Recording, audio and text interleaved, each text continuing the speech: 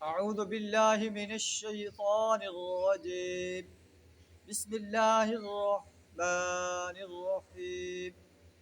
بلى من أوفى بعهده واتقى فإن الله يحب المتقين.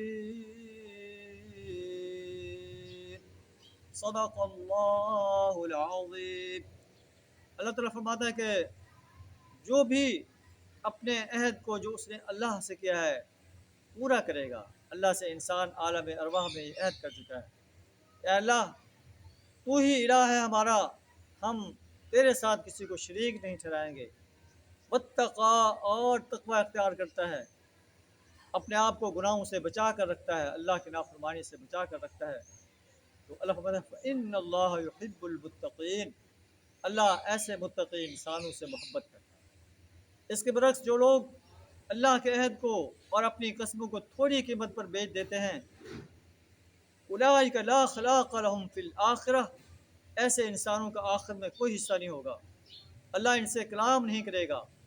ولا ینظر الیہم، ان کی طرف نہیں دیکھے گا. ولا یزکیہم، اور نہ انہیں پاک کرے گا.